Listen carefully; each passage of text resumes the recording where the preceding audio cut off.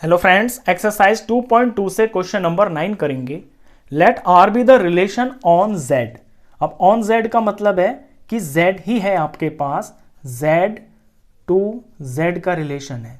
और जेड बोला जाता है, जेड सेट होता है सेट ऑफ इंटीजर्स।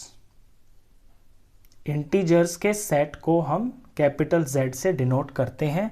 तो यहां let R be the relation on Z, यानी जेड टू जेड का रिलेशन है कोई आर, डिफाइंड बाय आर।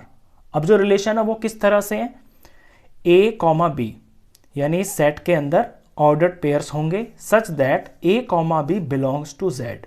और जो ए और बी हैं, जो ऑर्डर्ड पेयर के अंदर पहला और दूसरा यहाँ पे एलिमेंट है, वो दोनों के दोनों जेड को ही बिलोंग करेंगे। और ऑफ कोर्स ये जेड को ही बिलोंग करेंगे क्योंकि सेट आपके पास एक ही है, जेड।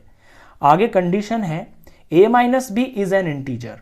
और जो a माइनस बी है ना, यानी a माइनस बी आंसर आपका इंटीजर आना चाहिए। इस तरह का ये रिलेशन बनाना है। Find the domain and range of r। तो जो रिलेशन बनेगा उसका आपको डोमेन पता करना है और उसकी आपको रेंज पता करनी है। तो पहले इसको थोड़ा सा एरो डायग्राम में समझ लेते हैं, वहां से आपको ज़्यादा अच्छा समझ में आएगा।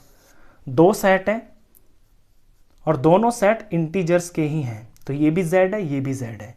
अब इंटीजर्स होते हैं, हमारा 0 होता है, सारे प्लस के नंबर और सारे माइनस के नंबर इंटीजर के अंदर शामिल होते हैं। तो जैसे यहाँ 0 है, 0 से बड़ा 1, 2, 3 एंड सो ऑन। 0 से छोटे negative number -1, -2, -3, -4 and so on, ये ख़त्म नहीं होंगे। इसी तरह से ये दूसरा, इसमें भी 0, 1, 2, 3 और ये up to infinity positive numbers चलते रहेंगे। और 0 से छोटे -1, -2, -3 अप टू इन्फिनिटी ये चलते रहेंगे।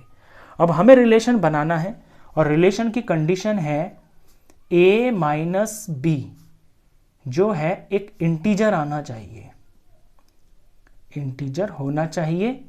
ऐसे एलिमेंट्स को हमको उस रिलेशन में लिखना है। यहाँ पे a कॉमा बी है, यानी जो ऑर्डर्ड पेयर बनेगा वो a कॉमा बी बोला जा रहा है, यानी पहले सेट के जो एलिमेंट्स हैं उनको a बोला जा रहा है। तो मैंने यहाँ a लिख दिया, ये a बोले जा रहे हैं और ये b बोले जा रहे हैं। अब आपको बस इसमें यह समझना है कि ऐसे कौन कौन से पेयर बन जाएंगे नंबरों को जब हम लेंगे, a माइनस बी करेंगे ताकि आंसर इंटीजर आ जाए। तो हम ट्राई करते हैं। यहाँ पे मैं 0 को लेता हूं, पहले मैं a की जगह 0 ले रहा हूं और ये माइनस, और 0 में से मैं 0 माइनस कर रहा हूं। तो 0 में से 0 माइनस करूंगा तो 0 आएगा, और 0 क्या है, एक इंटीजर है। तो अगर मैं रिलेशन लिखता हूं तो एक ऑर्डर्ड पेयर इसका 0, 0 हो गया। अब मैं 0 के साथ कुछ और ले लेता हूं, 0 और 1 ट्राई करता हूं मैं। तो a की जगह मैंने 0 ले लिया और b की जगह मैंने 1 ले लिया पॉजिटिव। तो 0 माइनस 1 -1 हो गया। -1 भी एक इंटीजर होता है, तो ये भी एक ऑर्डर्ड पेयर हो गया इसके अंदर, 0 और -1, सॉरी -1 नहीं, +1। ये है ना मेरा b, तो ये है, ये तो फॉर्मूले का माइनस है, तो 0 और +1। अभी मैं रैंडमली कोई और नंबर ले लेता हूं, मैं 3 ले लेता हूं और 3 में से 1 माइनस करता हूं। तो यहां मैंने a की जगह 3 ले लिया, 3 में से मैंने 1 माइनस किया तो 2 आ गया। तो 2 भी एक इंटीजर है, तो ये भी इसका एक ऑर्डर्ड पेयर बन गया, एक a की जगह 3 और b की जगह 1। अब मैं रैंडमली कुछ और ले लेता हूं, मैं एक नेगेटिव का नंबर ले लेता हूं a की जगह पे, -3, और यहाँ पे एक पॉजिटिव नंबर ले लेता हूँ +2। तो a की जगह पे मैं जब -3 भरता हूँ और उसमें से माइनस करता हूँ मैं प्लस का 2, तो ये -5 आ गया। -5 भी एक इंटीजर है, तो ऑर्डर्ड पेयर इसका -3 और ये प्लस का 2 भी हो गया। अब रैंडमली आप कोई भी नंबर a की जगह ले लीजिए और कोई भी नंबर आप b की जगह ले लीजिए। मैं एक नेगेटिव से नेगेटिव भी ले लेता हूँ, -1 और -3।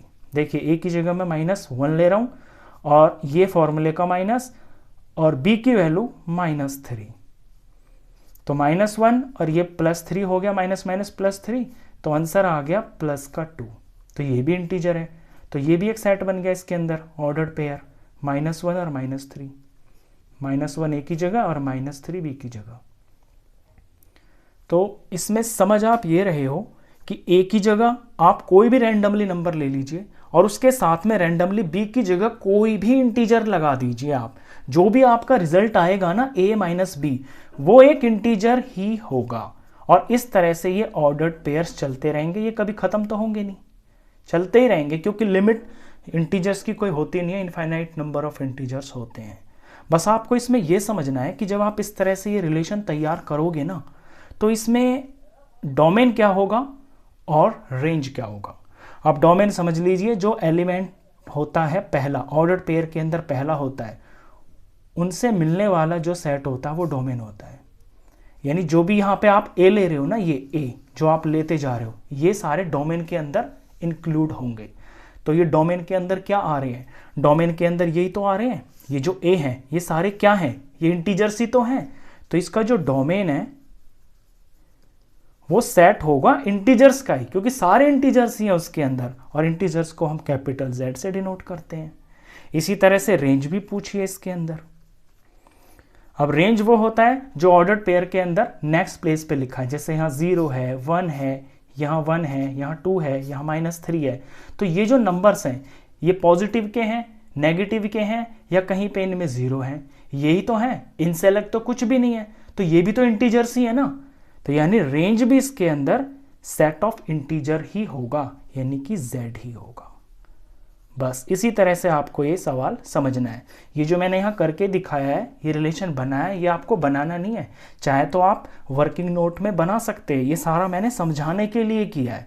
जब Z टू Z का आप कोई रिलेशन बनाओगे ना, तो जो डोमेन है और जो रेंज है वो भी सेट ऑफ इंटीजर्स ही होगा। क्वेश्चन खत्म।